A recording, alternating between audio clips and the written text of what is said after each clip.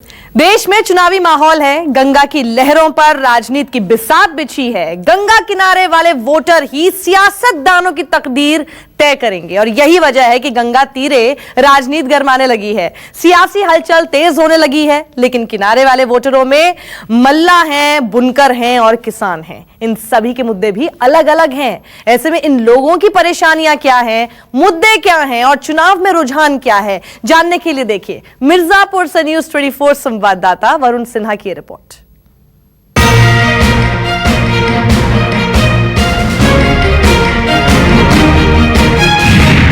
कालीन नगरी में बिछी सियासत की बिसात।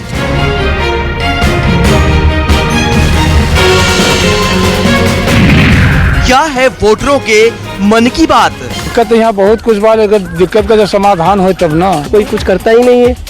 खाली बहस करेंगे उसके बाद चले जाएंगे। नेताओं तो कहीं बनवाई दे, वो जब जीत जाते हैं तो बनाते नहीं है। जो हमारे परेशानी दूर करेंगे तब उनका बात हम सुनेंगे। कोई भी सुविधा, कोई भी ऐसा लाभ नहीं हम लोगों को मिला कि हमारा जो हमको देखता है, हमको ध्यान देता है, हम उसी को वोट देते हैं। बहुत कुछ बदलाव हुआ है, लेकिन जब जीते बाद कोई नहीं दिखाई देता। जो रोड बनवाएगा बढ़िया से उसी को वोट मिलेगी। जब नेताजी आएंगे, जब करेंगे तभी ना वोट मिलेगा। वोट तो लेने के लिए तैयार है और कुछ बनाने के लिए तो नहीं तैयार है।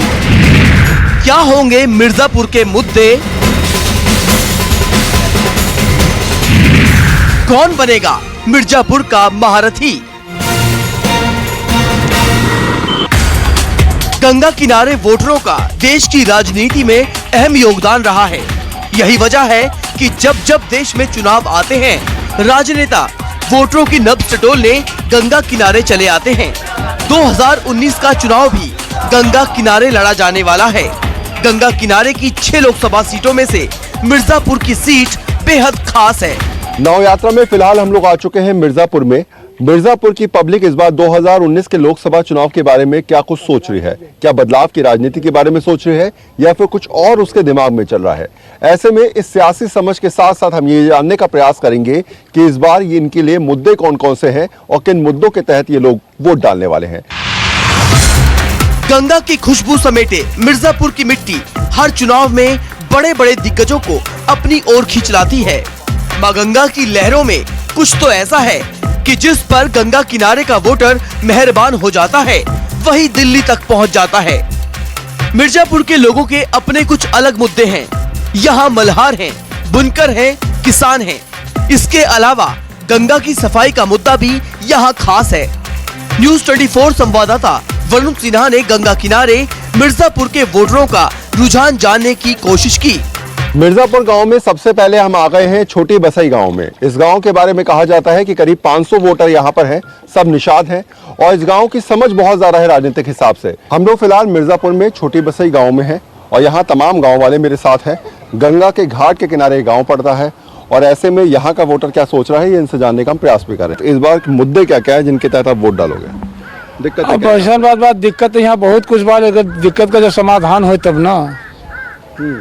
क्या जैसे अब यही देख लीजिए, जैसे कि कट रहा है, सगरों घाट बन रहा बाटा। अगर यहाँ बन जाए तो मल्हान बन रहा, गंगा किनारे में जा रहा बाटा। अच्छा, ये कितने सालों में हुआ सब कुछ? लगभग ये लगभग कल में 50 साल हो गया। अच्छा, हाँ। तो घाट जो है वो वहाँ से यहाँ आ गया। हाँ, घाट बन नहीं पाया। नहीं बन पाया। कभी सोचा कि नेता जब आएंगे तो उनसे कहेंगे कि भाई फिलहाल स्थिति जैसी बन रही है गांव के अंदर, आप कुछ करिए हमारे साथ? सबसे बोला गया है, कभी कोई ध्यान ही नहीं। आते हैं सब, सुनेंगे, अपने आप चले जाएंगे, कुछ करेंगे। अच्छा, यहाँ कमाई का साधन क्या है? कमाते कैसे हो? कमाते हैं कुछ नहीं, कमाई यही रहता है, बेलदारी होता है, यही रोजगार जो करते हैं, जो खेती वेती करते हैं और कालीन वाला जो करते हैं और नहीं तो लेबराई वाला करते हैं और सब यही सब। हाँ। ऐसे में आते हैं यहाँ पे यात्री आते हैं कभी? ऐसा कोई यात्री हम जैसा भूला भटका कभी कोई आ गया तो आ गया। हाँ, बस वही आप जो आते हैं ना, कोई फिलहाल इधर आता नहीं है। घाट बनाने के लिए कभी कहते हो नेताओं से, कभी बोला आप लोगों ने? नेताओं तो कहीं बनवाई दे, वो जब जीत जाते हैं तो बनाते नहीं है। फिलहाल इस गांव के हालात हमने आपको दिखा दिए। बाकी गांव में भी हम सफर करेंगे, गंगा किनारे घाटों पर हम लोग जाएंगे और मिर्जापुर सीट पर लोगों की सोच क्या है, गंगा किनारे के लोग क्या कुछ सोच रहे हैं, तमाम लोगों की राय आप तक पहुंचाने का हम लोग प्रयास भी करेंगे। प्रधानमंत्री मोदी को गंगा पर पूरा भरोसा है। 2014 के लोकसभा चुनाव में मोदी ने बनारस के लिए वडोदरा सीट को छोड़ दिया था। लेकिन कांग्रेस के लिए भी गंगा का आशीर्वाद कम नहीं है। कांग्रेस महासचिव प्रियंका गांधी ने गंगा की लहरों से मिशन 2019 की शुरुआत की है।